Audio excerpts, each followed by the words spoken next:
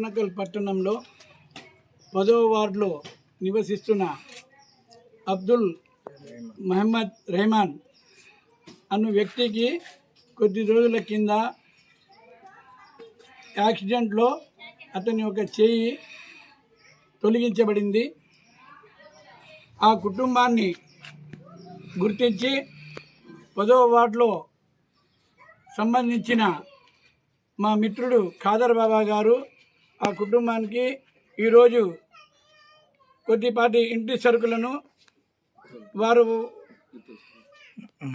ఇచ్చినారు. వాళ్ళకి ఆ కుటుంబానికి మా ఖాదర్ బాబా గారి గుణం చాలా గొప్పది. పేదవాళ్ళకి ఏదైనా ఆపద ఉంటే ఎంబడే ఆదుకోవాలనే ఆలోచన ఆయనలో ఎప్పుడు ఉంటుంది. కాబట్టి నేను అటువంటి వ్యక్తికి సపోర్ట్గా 10వ వార్డులో అతనికి ఈరోజు మా 10వ వార్డులో ఉన్నట్టు మిత్రుడు రెహమాన్ గారికి ప్రమాదవశాత్తు చేయకపోవడం జరిగింది. కానీ ఎందుకంటే ఈ చిన్న వయసులో ఇలా చేయలేకపోవడం చాలా బాధాకరం. నాకు కూడా చాలా బాధ అనిపించింది. ఎందుకంటే ఇప్పుడు ఏ పని చేసుకోవాలన్నా కూడా ఆర్థికంగా చాలా కుంగిపోయి ఉన్నాడు. ఆర్థికంగా లేదు కాబట్టి నా వంతు సహాయంగా నేను నిత్యావసరకులు ఇవ్వడం జరిగింది. ఈరోజు ఒకరోజు కాదు, ఎలక్షన్లు ఉన్నా లేకున్నా రాజకీయాల కోసం కాదు, నా మనస్మరణతో నేను ఇచ్చిన. రాజకీయాలు ఉన్నా లేకున్నా కానీ ఆయనకి ఎప్పుడు నా సహాయ సహకారం ఉంటాయి.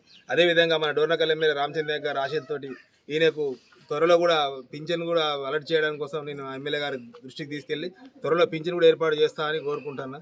ఎందుకంటే ఇతనికి కూడా ఎవరైనా సహాయ సహకారాలు అందించాలని మనస్ఫూర్తిగా కోరుకుంటున్నా. ఎవరైనా సహాయం అందించే వాళ్ళు ఉంటే ఇతని ఫోన్ నెంబర్కు ఫోన్పే కానీ గూగుల్ పే కానీ చేయగలరు.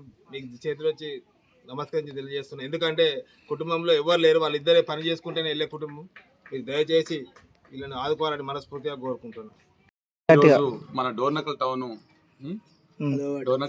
టౌన్లో 10వ వార్డు మన ఖాదర్ పాషా సారు అందుబాటులో, అంటే గతంలో కాకుండా ఇప్పుడు కూడా రేపటి రోజు వచ్చే మున్సిపల్ ఎన్నికల్లో ఆయనకు అందుబాటులో ఉండేటట్టు ఖచ్చితంగా టికెట్ కూడా అతనికి వస్తుంది. అతనికి గెలిపించాలని చెప్పేసి మనస్ఫూర్తిగా కోరుతూ ఇవాళ మన మహమ్మద్ అబ్దుల్ రెహమాన్ గారికి ఇవాళ తనకు ఆర్థిక సాయం కోసం నిత్యావసర సరుకులు ఇవ్వడం జరిగింది. ఖాదర్ పాషా సార్కి కంపల్సరీ అత్యధిక మెజార్టీతో గెలిపించాలని చెప్పేసి మనస్ఫూర్తిగా కోరుతున్నాను.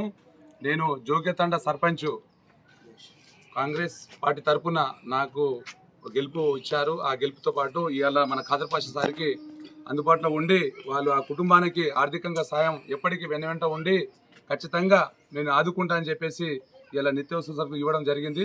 కావున వాళ్ళ కుటుంబానికి నేను కూడా ఆర్థిక సాయం చేస్తానని చెప్పేసి ముందుకు వస్తున్నాను.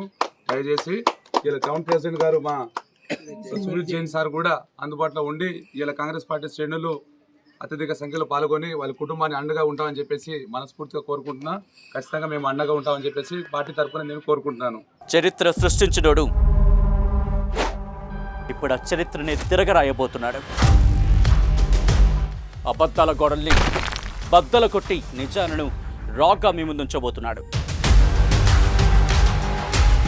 నిజమైన వార్తల కోసం వెంటనే డౌన్లోడ్ చేసుకోండి రా యాప్ని.